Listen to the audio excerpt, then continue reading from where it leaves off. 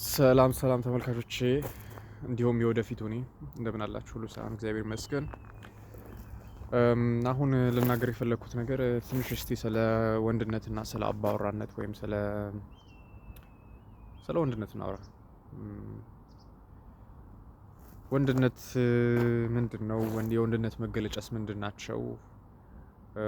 እግዚአብሔርስ ወንድን ሲፈጥር ለምንድን ነው የፈጠረው? ወንድስ የሚበለጽግባቸውን ነገር እንዴት ነው የሚያበለጽግባቸው? እንደዚህ የመሳሰሉትን ጉዳዮች በትንሹ የማውቀውን ነገር ማውራትና ማስታወሻ ማስቀመጥ እፈልጋለሁ። አንደኛ ወንድ ልጅ በእግዚአብሔር አምሳል ነው የተፈጠረው። ወንድ ልጅም የተፈጠረው በመጀመሪያ እግዚአብሔርን ሊያመሰግንና እግዚአብሔር የፈጠረለትን ፍጥረት ለመግዛት ነው። ስለዚህ አንድ ወንድ ልጅ እዚህ ዓለም በሚኖርበት ጊዜ እግዚአብሔርን ማመስገንና ዓለምን ማሸነፍ ግዴታው ነው ያምናለሁ። ዓለምን እንዴት ነው ማሸነፍ የሚችለው? ወይም ዓለምን እንዴት ነው መግዛት የሚችለው? እግዚአብሔርንስ እንዴት ነው ማመስገን የሚችለው?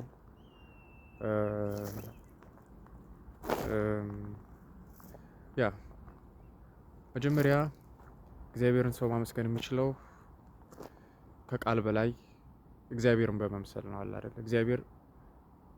የእግዚአብሔር ባህሪያቶች ምንድን ናቸው? እግዚአብሔር አምላክ ነው። እግዚአብሔር ቅዱስ ነው። እግዚአብሔር ንጉስ ነው።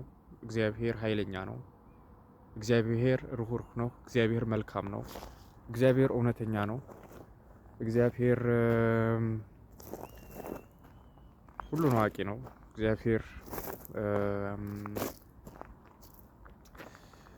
እግዚአብሔር መሪ ነው። እግዚአብሔር ረጂ ነው። እግዚአብሔር ብዙ ነገር ነው። እኛ ደግሞ ክርስቶስን የመምሰል አላማ ትእዛዝ አለብን። እኔ ክርስቶስ እንደምመስል እናንተም ክርስቶስን ምሰሉ ብሏል ሐዋርያው ቅዱስ ጳውሎስ። እናም እግዚአብሔርን የመምሰል ግዴታ አለብን። በተለይ እንደ ሰው ሁላችንም ሴትም ወንድም፣ በተለይ ደግሞ እንደ ወንድ እግዚአብሔር ኃላፊነቱን የበለጠ ለእኛ እንደሰጠን ተናግሯልና፣ ስለዚህ እግዚአብሔርን የበለጠ ከቃል በላይ የምናመሰግነው በእውነት የምናመሰግነው እግዚአብሔርን በምንመስልበት ጊዜ ነው። ይሄ ምን ማለት ነው? ሰሪ ስንሆን፣ ጠንካራ ስንሆን፣ ደፋር ስንሆን፣ ቅዱስ ስንሆን፣ ለቅድስና ነው የተጠራ ነው። ያው በዚህ በእኛ ድክመትና በዚህ ዓለም በእኛ ድክመት ነው በዋነኛነት ቅዱስ ባንሆንም ወይም ቅዱስ ባልሆንም ቅዱስ እንድትሆን ነው የተጠራኸው። አንተ ቅዱስ እንድትሆን ነው የተጠራኸው። አንተ ኃይለኛ እንድትሆን ነው የተጠራኸው። አንተ እግዚአብሔር እንድትመስል ነው የተጠራኸው። እግዚአብሔር እሱን እንድትመስል ነው። የእሱን መንግስት እንድትረከብ ነው አንተ እግዚአብሔር የፈጠረህ እና እሱን በመሰልክ ቁጥር እግዚአብሔርን የበለጠ ታመሰግነዋለህ። የእርሱ ልጅ እንደሆንክ የበለጠ ይታወቃል። ያንን እግዚአብሔርን የሚያስመስሉት ባህሪያቶችን ግን እየጣልክ ከሄድክ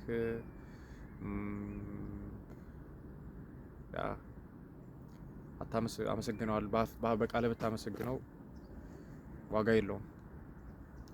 ስለዚህ ያው እግዚአብሔርን ማመስገን አለብህ። ያው አንተ እግዚአብሔርን መሆን አችልም፣ ግን እግዚአብሔርን መምሰል ትችላለህ። ይሄንን ማስታወስ አለብህ። እግዚአብሔርን በውስጡ መሆን አችልም፣ ግን እግዚአብሔርን መምሰል ትችላለህ። እና ስለዚህ ምንድን ነው ሁለተኛው በአጠቃላይ ወንድ ልጅ የሚያስደርጉት ባህሪያቶች አንደኛ ስልጣኔው ነው ወይም ስነ ስርዓቱ ነው፣ ነገሮችን የሚያደርግበት ስነ ስርዓት። ሁለተኛ ጥንካሬው ነው። ሶስተኛ ድፍረቱ ነው። እነዚህ ሶስት ነገሮች የወንድ ልጅ አምድ ናቸው። አንዱ ከአንዱ አይበላለጡም። ሶስቱም እኩል ናቸው። ሶስቱም አስፈላጊ ናቸው። ስለዚህ በዛ መጠንከር አለብህ ማለት ነው።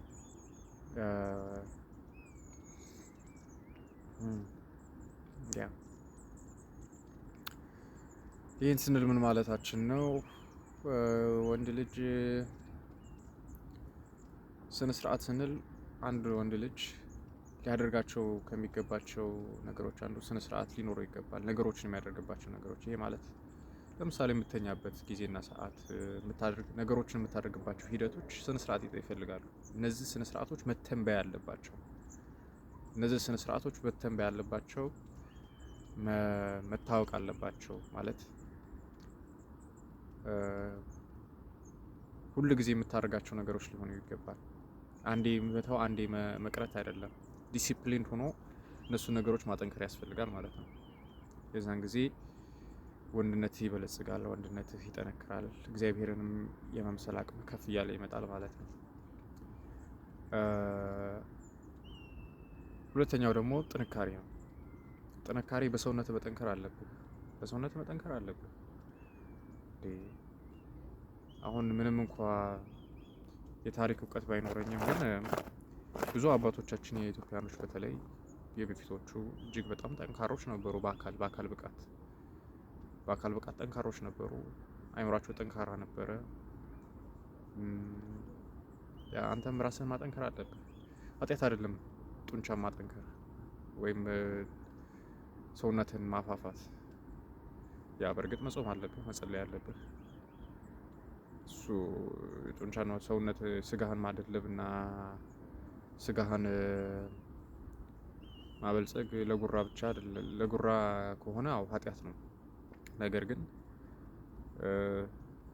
አንድ ነገር ላስታውስ የምፈልገው ነገር ቢኖር እግዚአብሔር የፈጠረው ነገር ሁሉ ጥሩ ነገር ነው። እኛ ግን ያንን ጥሩ ነገር ወደ መጥፎ መቀየር እንችላለን፣ በነጻ ፈቃዳችን የተነሳ ማለት ነው። ሁሉ ነገር ሽጉጥም ጥሩ ነው፣ እንኳን ጡንቻ። እግዚአብሔር ነው ጡንቻን የሰጠህ ወይም ሌላ ነገሩን የሰጠህ፣ ያለህን ፍላጎት የሰጠህ። እግዚአብሔር ለምሳሌ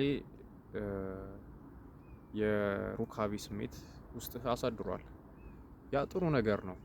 ሚስት አግብተህ በስነ ስርዓት በአግባቡ የምትተገብረውና የምትጠቀምበት ነገር ነው። ይሄ ምንም ኃጢአት አይደለም። ነገር ግን ያንን ሩካቤ ሳትቆጣጠረው፣ ሳትዘውረው፣ ወደ ጥሩ መንገድ ሳትቀይረው ዝም ብለህ ከዘሞትክበትና ከየትኛውም ሴት ጋር ከተኛህበት ኦኬ፣ ያ ላንተም መጥፎ ነው፣ ለኃጢአትም ነው። እግዚአብሔር ግን ያንን ስሜት የሰጠህ ለጥሩ ነገር ነው። ስለዚህ የምናደርገው ነገር ሁሉ እግዚአብሔር የፈጠረው ነገር ሁሉ ጥሩ ቢሆንም እኛ ግን ያንን ነገር ወደ መጥፎ ይቀየራለን። ስለዚህ አሁን ስመለስ ወደ ቶፒኬ ጠንካራ መሆን አለብህ። በሰውነትህ ጠንካራ መሆን አለብህ።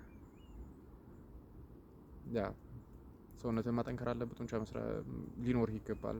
ማለት ጡንቻ እዩልኝ ለማለት ሳይሆን እንደዚህ ገብ ጠብደሌ ጡንቻ ሰርተ ምናምን እንደዛ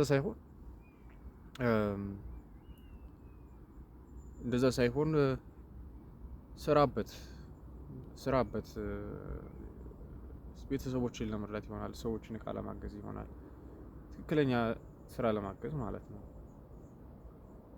ስለዚህ ጠንክርበት በዛ።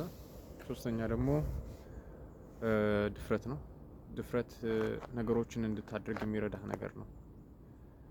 ድፍረት በጣም አስፈላጊ ነው። እያንዳንዷ ነገሮች ይሄንን ዓለም መግዛት ከፈለክ፣ በዚህ ዓለም ስኬታማ ወይም ነጻነት ማግኘት ከፈለክ ደፋር ልትሆን ይገባል። አንድ ነገር ሌላ ሰዎችን እስካልጎዳ ድረስ እና አንተን እስካልጎዳ ድረስ ከእግዚአብሔር ሕግ ውጪ እስካልሆነ ድረስ አንድን ነገር ለማድረግ አትፍራ። አዎ በእርግጥ ሰውነታችን ያለመደውን ነገር ለማድረግ በሚጥርበት ጊዜ በጣም ይፈራል። አሁን ለምሳሌ ሰዎችን ማናገር እፈራለሁ፣ ግን ደፍሬ እየተለማመድኩት ነው። ለምን? ያ ነገር ወደፊት እግዚአብሔር ላሰበልኝ ዓላማ እንድሰራበት ስለሚረዳኝ ማለት ነው። ስለዚህ ደፋር ሆን። ሰዎችን እስካልጎዳ ድረስ የምታደርገው ነገር ደፋር መሆን አለብህ። አትፍራ። ምን ያስፈራሃል? አንተ እኮ የእግዚአብሔር ልጅ ነህ። ለምን ትፈራለህ? መፍራት ያለብህ ሰዎችን እስከጎዳህ ድረስ ነው። መፍራት ያለብህ እግዚአብሔርን እስካስቀየምክ ድረስ ነው። እግዚአብሔርን እስካላስቀየምክ ድረስ፣ ሰዎችን እስካልጎዳ ድረስ፣ መጥፎ ነገር እስካላደረግክ ድረስ ለምን ትፈራለህ? ጥሩ ነገር ለማድረግ ለምን ትፈራለህ? ሰው ስንት ኃጢአት ደፍሮ እየሰራ አንተ ጽድቅን ለመስራት ለምን ትፈራለህ? ለምን ትፈራለህ? አትፍራ። መፍራት የለብህም በጭራሽ። ስለዚህ በአጠቃላይ የጀመርከውን ቪዲዮ ለመጨረስ ያህል ለማጠቃለል ያህል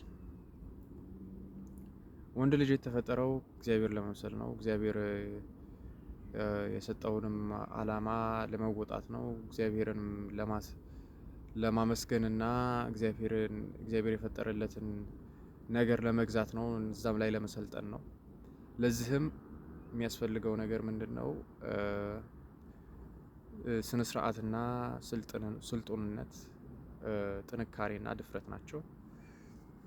እነዚህም ነገሮች ካጠነከራቸውና ካበለጸጋቸው ወደ ኃይለኝነትና በዛ ኃይለኝነት ደግሞ ጽድቅና ፍትህን፣ እውነትና ደግሞ በዚች ዓለም ያለውን ነገር ለመግዛትና ለማሸነፍ እንዲሁም በመጨረሻ እግዚአብሔር ያሰበለትን ዓላማ ለመወጣት በደንብ አድርገው ይረዱታል። ስለዚህ ጠንካራ ሁን፣ ስልጡን ሁን፣ ስነ ስርዓት ያለው ሁን፣ ደፋር ሁን። አትፍራ። የሚያስፈራ ነገር የለም በእውነቱ። አይምሮህም ማለማመድ አለብህ ፍርሃትን እንድትወው እና ጠንክር፣ በርታ፣ ትችላለህ። አባትህ ማን እንደሆነ አስታውስ።